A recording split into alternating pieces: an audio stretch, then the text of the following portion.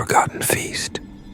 Man, I swear, if I don't get some sleep soon, I might just pass out at the wheel. I sighed, rubbing my eyes as I glanced at the dark road ahead. The rain had started pouring harder, making the visibility even worse.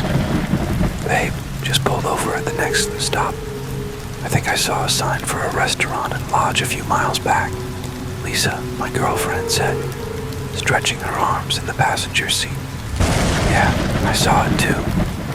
Valley Rest Inn and Diner, I think, Mark added from the back seat. His fiancée, Jenny, was curled up against him, already half asleep.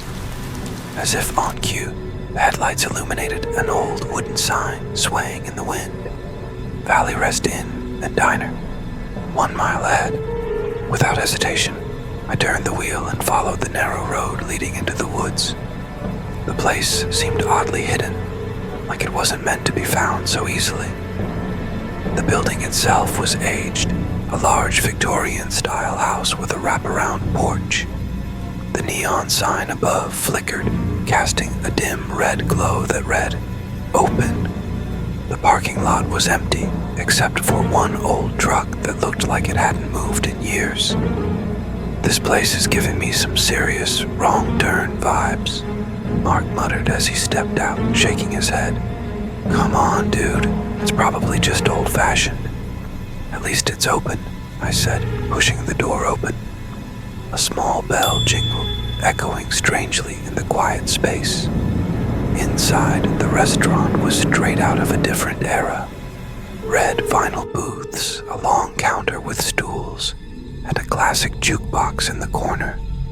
The smell of something greasy but warm filled the air. An old man stood behind the counter, wiping a glass with a cloth. His eyes flicked toward us, but he didn't smile. Evening, I said hesitantly. Rooms? Or just dinner? His voice was hoarse, like he hadn't spoken in a while. Both, actually. We've been driving for hours. Need a place to crash, Lisa replied. The old man nodded slowly, then pointed at a small key rack behind him. Take room 3, upstairs. Eat first. I frowned slightly. That was an odd way to phrase it. Eat first. But hunger gnawed at my stomach, and I shrugged it off. We slid into one of the booths, the red leather cold against my arms. The menu was oddly limited. Only 3 items. House special roast, mystery stew, or fresh pie.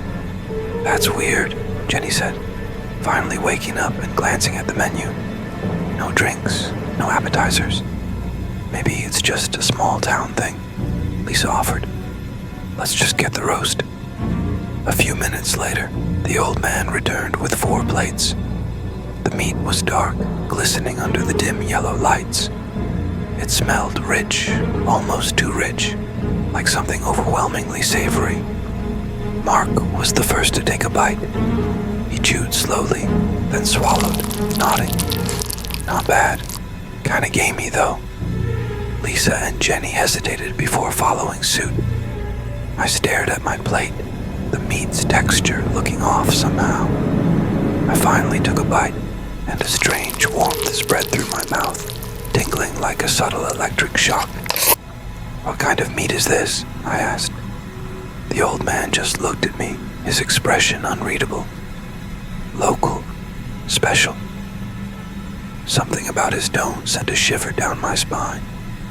I forced myself to swallow, then pushed my plate away.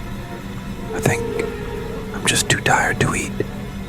Lisa frowned at me but didn't say anything. We finished our meal in uneasy silence before heading upstairs to the rooms. The hallway was dimly lit, and the floor creaked under our steps. Room 3 was at the end, the key fitting into the lock with an almost reluctant click. Inside, the room was small but cozy. A queen-sized bed, an antique dresser, and a dusty window overlooking the foggy woods. Lisa sat on the bed, stretching. That was weird, right? The guy, the food. I nodded. Yeah, something feels off. A loud thud suddenly echoed from the hallway.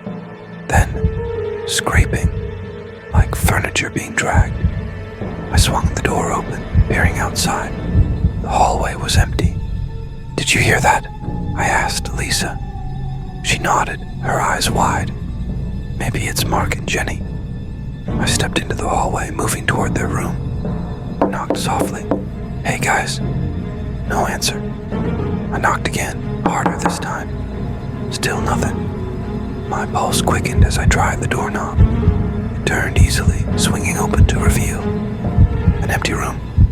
No bags, no Mark, no Jenny. "What the hell?"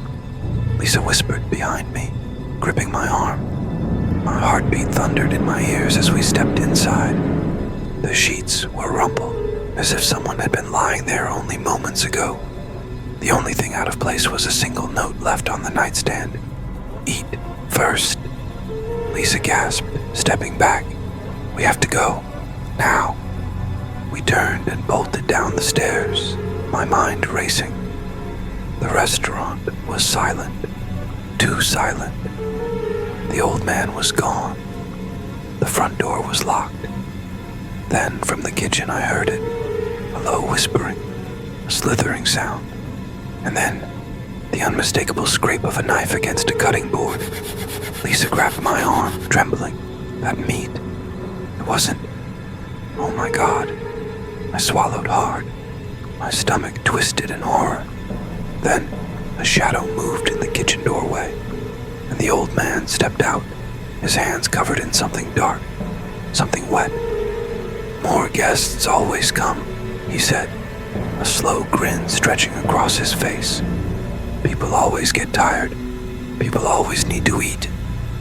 Lisa let out a strangled scream as I yanked her toward the back door, my breath ragged. We shoved through it in the stormy night, the wind howling around us. The last thing I heard before the darkness swallowed us